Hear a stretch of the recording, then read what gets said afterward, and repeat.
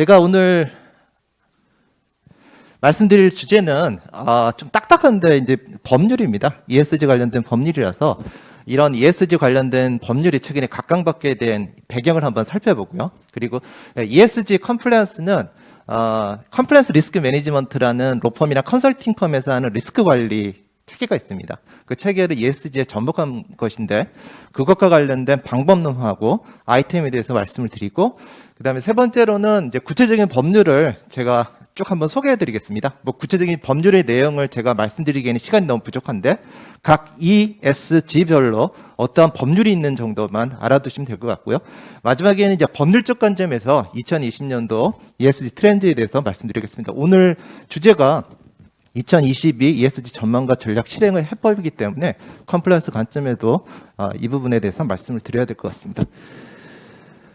먼저 ESG 관련해서 이제 뭐 여러 가지 관점, 투자 세계에서 나온 개념이지만 법률적 관점에서 왜 ESG가 각광받느냐는 저희가 정리하기로는 두 가지 정도인 것 같습니다. 첫 번째는 환경적인 요소고요.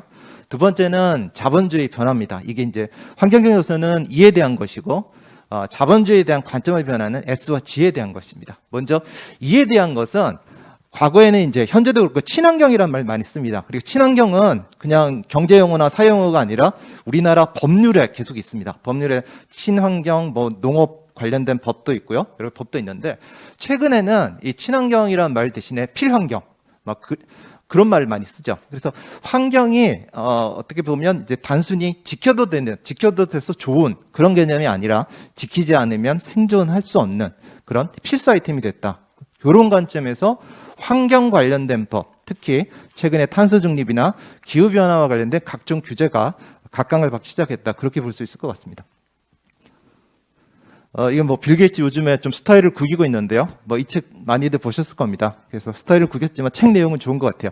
결국은 우리가 넷제로 탄소 중립 0으로 달성해야 된다는 것이 빌 게이츠도 강조하고 있는 거고요. 두 번째로 이제 우리 자본주의 변화인데 아까 신승국 변호사님 모두에 말씀하신 겁니다. 비즈니스 라운드 테이블에서 했던 그 5가지 기업의 목적을 제가 이건 원문으로 지금 하나 표시했으니까 한번 봐주시기 바라고요. 과거에는 주주자본주의는 주주가치의 제고가 유일한 목적이고 최상의 가치였습니다. 대표적인 게 지의 재결치 회장이죠. 그런데 최근에는 이런 주주가치는 지금 5번째로 가 있고 나머지 공급망이라든지 근로자라든지 여러 가지 지역, 심지어는 커뮤니티, 지역사회에 이르기까지 여러 이해관계자의 관련된 이해를 존중해야 된다는 스테이크홀더 캐피탈리즘으로 바뀌었다는 겁니다. 이 부분에 관해서는 이제 상법학자들은 논의가 있습니다. 과연 이렇게 바뀌었는지 논의가 있는데 어쨌든 ESG 관점에서는 이와 관련된 논의가 지금 촉발됨으로 인해 가지고 여러 가지 S와 관련돼서는 우리나라에서는 갑질 방지법 이런 것이 많이 지금 논의가 되고 있고요. 그리고 S와 G와 관련해서는 가버넌스 관련된 여러 가지 제도, 법률들이 지금 시행이 되고 있는 것입니다. 책을 하나 소개시켜드리면 이게 주주자본주의 배신이라는 책이 예전에 원서를 쓰는데 올해 출간이 됐더라고요. 그래서 이와 관련된 것도 역시 지금 아까 말씀드렸던 주주자본주의에 대한 반선적 고려로서 이해관계자 자본주의에 대해서 잘 소개해주고 있는 책이라서 제가 소개를 해드립니다. 그러면 이 ESG와 관련해서는 어떻게 우리가 컴플라이언스 리스크를 해지를 해야 되느냐 그걸 보도록 하겠습니다.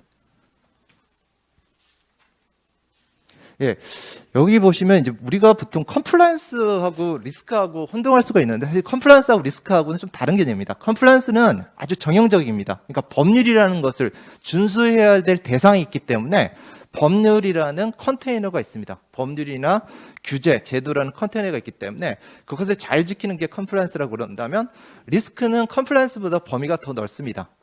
정형적인 리스크도 있을 수 있고 비정형적인 리스크도 있을 수 있습니다. 그래서 ESG 관점에서는 이 중에서 이제 제가 말씀드리고 싶은 거는 정형적인 리스크, ESG에서 정형적인 리스크인 컴플라이언스 리스크를 어떻게 매니지먼트 해야 되느냐 그걸 간단히 말씀드리겠습니다.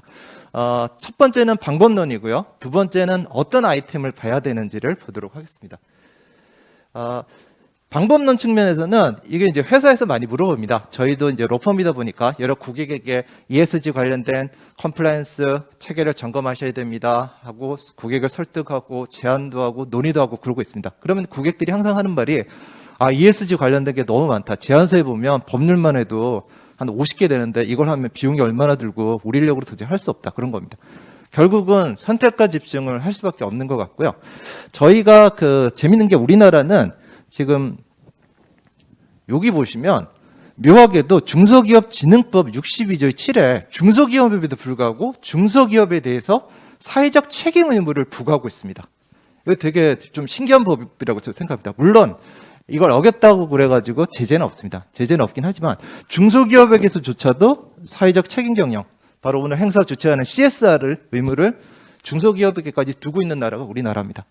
근데 중소기업에서 두고 있기 때문에 이걸 어떻게 해야 되느냐가 가장 문제인데 주로 여기서 논의되는 거는 소셜 관점입니다. 소셜은 상대방이 있습니다. 이해관계자가 있기 때문에 예를 들어서 우리 공급망, 그다음에 우리 직원, 그리고 지역사회 이런 이해관계자들이 있기 때문에 비교적 법률도 상당히 명확합니다. 그리고 상대적으로 비용도 덜 들 거기 때문에 제가 중소기업이라든지 이런 회사에서 얘기할 때는 우선적으로는 좀 이런 법정화돼 있고 비교적 법률이 명확한 S 중심으로 한번 살펴보자, 그렇게 제안을 드립니다.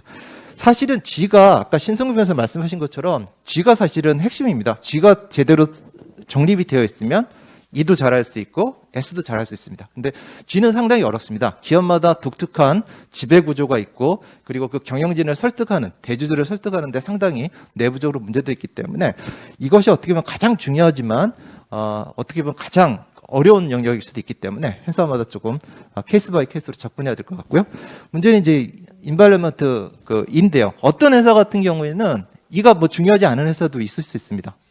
물리적 보안 회사라든지 그런 쪽은 사실은 차량을 친환경 자동차로 바꾼다든지 그 정도만 하는 회사도 있는 반면에 석유화학 기업이라든지 철강 기업 같은 경우는 이가 대단히 중요하죠. 하지만 여기서는 이제 컴플라이언스 관점이라기보다는 인발리먼트를 제대로 실행하기 위해서는 비용이 많이 듭니다. 엄청나게 비용이 많이 들기 때문에 이렇게 이와 관련해서 상당히 중요한 방점이 찍힌 기업은 사실 ESG라기보다는 돈을 많이 들어야 되니까 MSG라고 하는 것이 오히려 맞을 수도 있을 것 같습니다. 그래서 이 기업마다 다 특화된 사정이 있기 때문에 선택과 집중을 해야 되고 그냥 일반화해서 러프하게 말씀드리면 저는 이 컴플라이언스 관점에서는 소셜 관점에 좀 중점을 두는 것이 좀 낫지 않겠느냐, 그렇게 고객들에게 제안을 드리고 있습니다.